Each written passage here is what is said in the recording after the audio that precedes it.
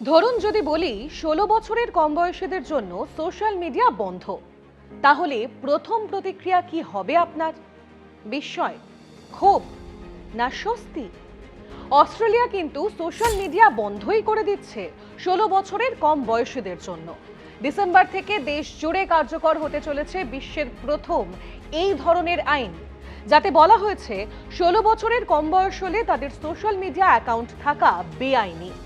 Facebook, Instagram, TikTok, YouTube, Snapchat সব বন্ধ।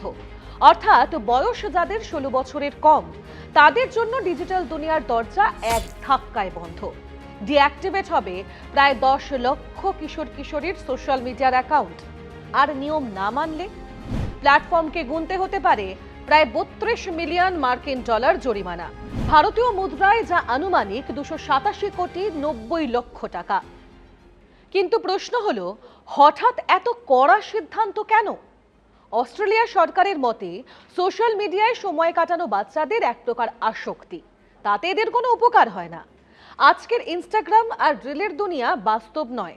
সুন্দর শরীর, বিলাসবহুল জীবন সবই বিক্রি হয় স্বপ্ন হিসেবে, অথচ তার বেশিরভাগই স্পন্সর্ড, এডিটেড, স্ক্রিপ্টেড। এই ভুয়ো বাস্তবতার চাপেই ভেঙে পড়ছে শিশুরা। গবেষণা বলছে, যেসব শিশু দিনে ৭ ঘন্টার বেশি সোশ্যাল মিডিয়া ব্যবহার করে, তাদের ডিপ্রেশনে আক্রান্ত হওয়ার সম্ভাবনা প্রায় দ্বিগুণ বেড়ে যায়। দ্য ল্যান্সেটের একটি রিপোর্টে বলা হয়েছে, নিয়মিত সোশ্যাল মিডিয়া ব্যবহারকারী ২৭% টিনেজার ভয়ঙ্কর মানসিক চাপের মধ্যে থাকে।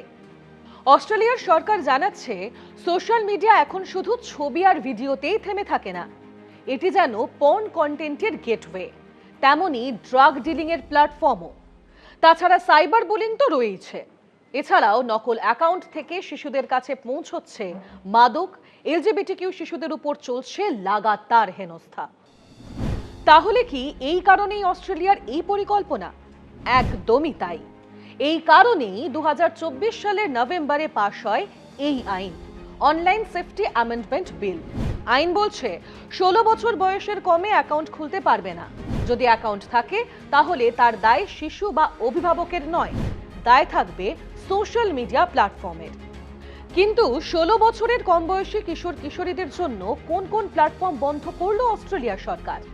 সরকারের আইন অনুযায়ী ব্যবহার করা যাবে না Facebook, Instagram, TikTok, YouTube, Snapchat, x handle, threads.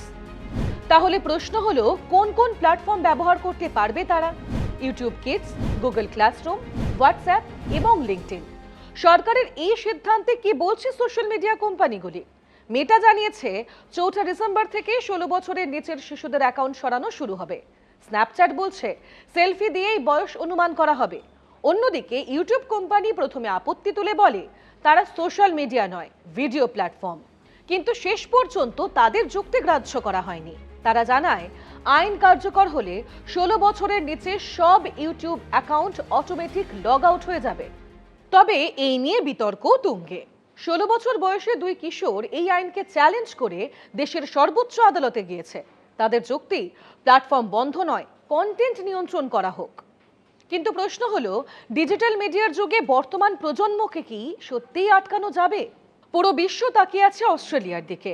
প্রশ্ন এখন একটাই, সোশ্যাল মিডিয়া কি সত্যি শিশুদের জন্য নিরাপদ জায়গা হতে পারে, নাকি বয়সের একটা সীমা টানাই একমাত্র রাস্তা?